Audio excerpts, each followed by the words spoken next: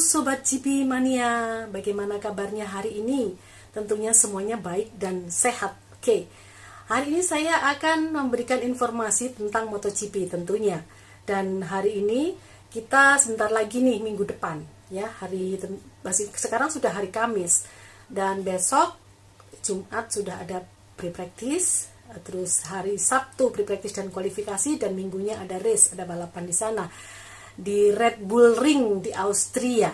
Nah, ini ada kabar yang menggembirakan ya, setelah kita melihat race kemarin yang ada di Silverstone di British Inggris. Kita sudah melihat di sana perebutan atau battle atau pertarungan MotoGP yang di sana kita menyaksikan luar biasa kencengnya antara rider satu dengan yang lainnya, yang kita tahu di sana akhirnya dimenangkan oleh yang namanya Pecco Bagnaia di podium 1, dan podium kedua ditempatin oleh Maverick Vinales, dan yang ketiga oleh Jack Miller.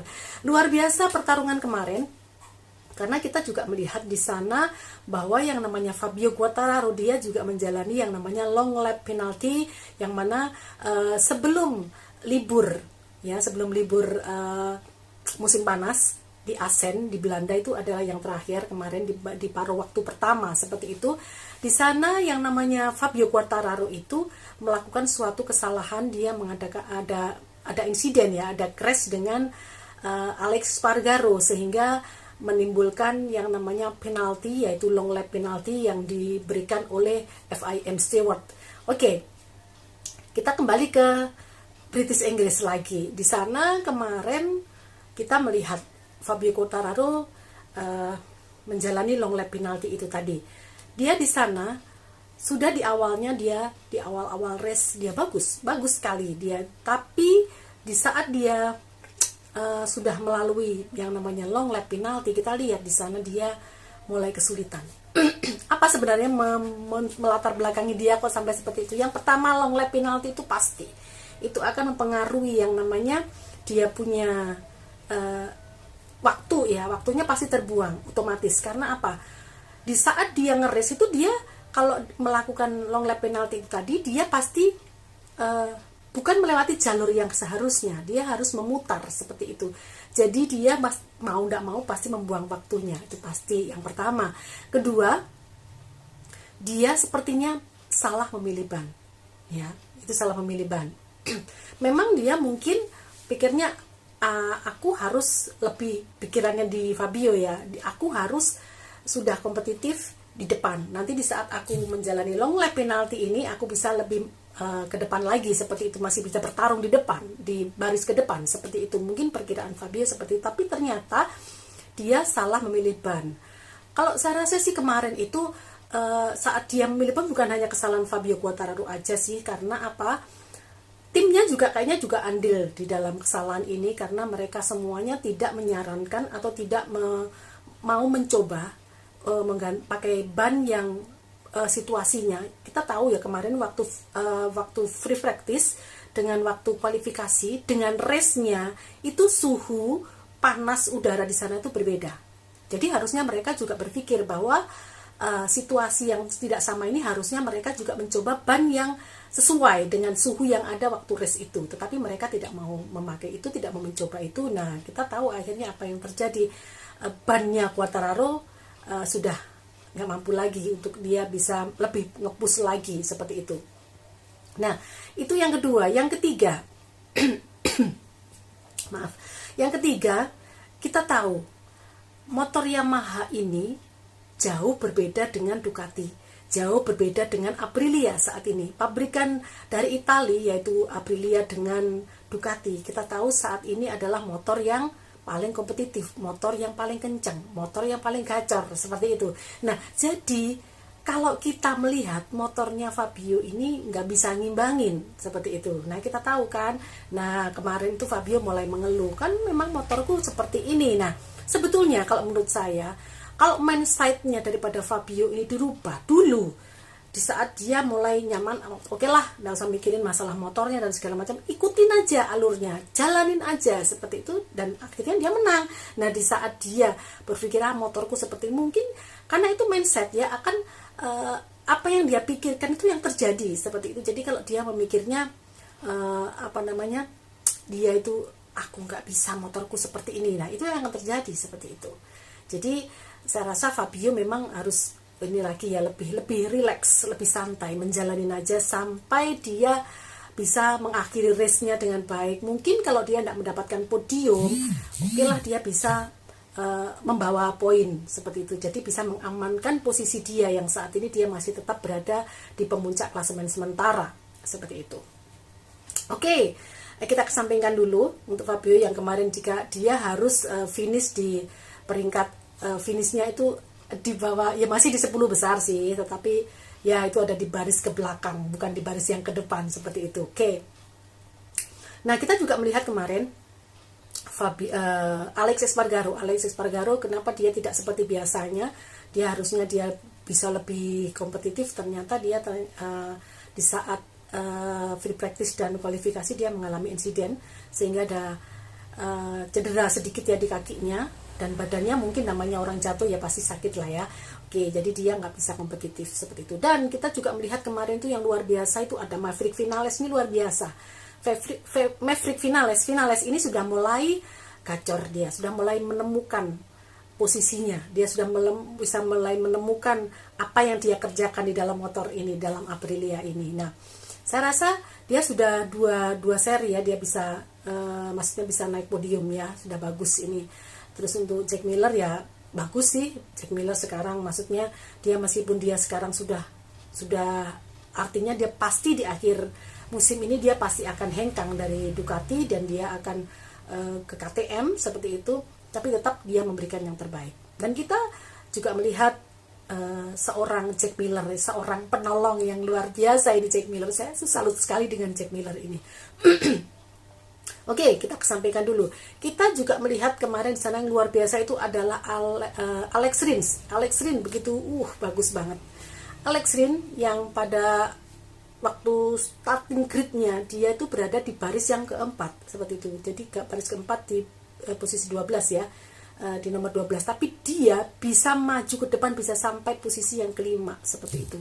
Nah, namun dia sampai begitu dia nggak sampai di situ aja, dia terus maju ke depan, merangsek ke depan sampai dia memimpin klasemen.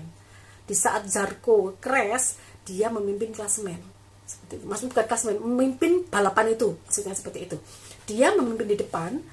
Ya, tapi kita tahulah motornya juga mungkin kurang bisa bersaing dengan, kita tahu Ducati seperti apa. Di situ harus bertarung dengan berapa Ducati di depan. Ada Pecco, ada Miller, dan Miller selalu menjaga Pecco, dan kita tahu sekali. Terus ada Maverick Vinales yang motornya juga kompetitif seperti itu. Jadi Alex Rins yang mulai mundur karena saya tahu pasti itu juga masalah ban. Nah, di situ kita melihat bahwa sekarang yang namanya rider itu udah mulai ini ya, udah mulai semangat seperti itu. Namun meskipun kita tahu ya Suzuki mungkin ya mau tidak mau gitu ya saat ini, karena kan kita tahu bahwa Suzuki nanti di akhir musim ini sudah pasti hengkang dari MotoGP. Jadi sudah tidak melanjutkan lagi otomatis ini. Jadi di lingkungan daripada di Suzuki ini sudah tidak nyaman ya. Saya yakin udah nggak nyaman lagi, seperti nggak seperti dulu lagi seperti itu. Baik, selanjutnya kita akan maju lebih ke depan lagi. Nah, ini di akhir pekan ini, mulai hari ini nih rasanya sudah mulai ada jumpa pers di sana, dan kita tahu Marc Marquez ini akan hadir. Nah, ini akan memberikan semangat ya kayaknya, seperti mungkin kalau untuk nge-race-nya sih saya rasa Marquez belum waktunya, seperti itu. Jangan buru-buru deh. Kalau menurut saya sih jangan buru-buru dulu. Meskipun saya tahu Marquez tuh orangnya seperti apa, seperti orangnya kalau vakum agak lama itu udah tahan seperti itu. Tetapi kita tahu Marquez ini tahu kondisi Honda saat ini ya. Honda saat ini benar-benar dalam keterpurukan yang sangat buruk. Makanya bisa dikatakan bahwa Marquez ini sekarang turun gunung gitu ya. Turun ke situ.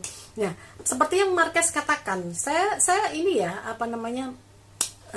mengerti maksudnya Marquez ya. Motor Honda di musim 2022 ini benar-benar hancur, saya ngomong. Jadi begini, oke lah, kemarin itu dikatakan bahwa Honda ini bisa dipakai semua rider, artinya semua ridernya Honda seperti itu. Tetapi pada kenyataannya memang Marquez di musim 2022 ini dia tidak terlalu banyak andil ya untuk pengembangan motornya seperti itu. Namun seperti tim katakan bahwa itu supaya bisa dipakai semua rider Honda seperti itu kan. Kalau dulu-dulu kan banyak kan mendengarkan apa yang dikatakan Marquez. Kalau Marquez bilang A, mereka mengikuti A untuk perkembangan motornya. Nah saat ini kemarin di musim 2022 ini kan pengembangannya Marquez tidak ikut. Nah pertama kali waktu ada free practice itu kita melihat Marquez bilang, ini aku mengendarai motor Honda ini seperti pindah pabrikan, dia bilang seperti itu. Jadi memang benar-benar berubah. Jadi Marquez aja bilang berubah, semuanya seperti itu. Dan ternyata kalau mungkin yang nggak bisa cuman Marquez, oke lah seperti itu ya. Jadi berarti memang mungkin Marquez yang nggak bisa. Tapi buktinya semua rider di Honda semuanya nggak bisa. Cuman satu di awal musim di Qatar kita melihat Pol Espargaro bisa podium ketiga. Itu setelah itu sudah merosot terus. Bahkan Marquez meskipun dia belum podium, masih dia tetap yang paling baik memberikan poin untuk Honda ini. Dan akhirnya di akhir Juni kemarin, di awal Juni kemarin dia harus dia undur dari MotoGP sementara karena dia harus menjalani operasi seperti itu. Pada 2 Juni dia mulai operasi dan dia sekarang sudah mulai pemulihan dan sepertinya sekarang dia udah mulai gatel. Nah makanya dia sekarang turun gunung karena melihat keprihatinan daripada Honda saat ini yang mulai benar-benar terpuruk. Jadi ini Marquez ini datang ke Austria, ke Red Bull Ring. Artinya di sana dia akan pertama memberikan support untuk semua rider, itu yang pasti ya, rider di Honda. Kedua dia akan memberikan bantuan untuk pengembangan motor untuk musim depan. Jadi makanya mungkin sepertinya Marquez pun mungkin di akhir-akhir ya, kayaknya di akhir-akhir musim ini dia paling tidak di Valencia atau ini ya mungkin di Valencia lah dia mungkin bisa mengikuti race lagi. Tapi semoga aja Marquez ini benar-benar dia udah mampu gitu loh. Karena apa? Kita tahu operasi ini bukan operasi yang main-main, benar-benar ini operasi yang humerus tangan kanannya itu benar-benar membutuhkan waktu istirahat yang cukup dan membutuhkan kalau dia mau ikut race lagi pastinya dia membutuhkan benar-benar fisik yang benar-benar fit, karena balapan ini bukan balapan main-main ya, artinya bukan main-main kita cuma naik motor ya. Kalau kita yang naik motor aja paling cuma berapa kilometer per jam, ini 350 kilometer per jam, bayangin, dan fisiknya harus benar-benar fit seperti itu. Jadi saya rasa Marquez ini nanti datang. Ini saya rasa udah ada di sana ya, udah ada di Austria dia untuk mensupport teman-temannya di Honda yang pertama, dan juga akan membantu dalam pengembangannya. Ya tentunya kita semuanya ya, fansnya Marquez ini menginginkan, rindu sekali, kangen sekali untuk melihat Marquez. Saya pun juga kangen. Seperti itu. Jadi Marquez ini saat ini masih tetap aja masih menjadi ikon juga sih setelah Valentino Rossi, karena kan kita tahu sekarang Valentino Rossi sudah gantung helm dan yang masih ada artinya yang masih ada bintangnya di situ tuh Marquez. Tetap Marquez masih ada di situ meskipun saat ini ada Bagnaia, ada Fabio Quartararo, ada Miller, ada Mir, ada Rins itu. Jadi tapi ya masih bagaimanapun tetap Marquez masih yang terbaik seperti itu. Jadi mereka semua masih tetap menunggu-nunggu adanya Marquez untuk bisa diajak battle, bertarung bersama. Kalau bisa mengalahkan Marquez baru luar biasa. Seperti itu ya. Kita tahu Marquez orangnya seperti apa. Oke, rasanya mungkin nanti di Austria ini kayaknya juga ramai juga nih kayaknya ya. Kita lihat nanti seperti apa. Meskipun kita lihat kemarin ya tribun yang ada di Silverstone yang ada di British Inggris kemarin itu banyak sekali yang kosong. Kita tahu kan saat ini pecinta MotoGP itu banyak berkurang semenjak pertama Valentino Rossi sudah pensiun dari MotoGP, kedua Marquez pun ya kita nggak bisa pungkiri sih tetap ada Marquez ini jadi bintangnya di sana. Sekarang Marqueznya masih nggak bisa, yang ditunggu-tunggu belum bisa race di sana di track sirkuit MotoGP ini, mau nggak mau jadi yang ditonton yang mana ya, bukan berarti nggak ada yang ditonton, artinya ya seperti itulah ya. Oke, nanti kita lihat bagaimana keseruan yang ada di Austria, dan besok kita akan melihat itunya apa, free practice-nya 1, 2, 3, 4 juga sampai kualifikasi nanti, dan kita akan melihat di hari Minggunya race-nya seperti apa.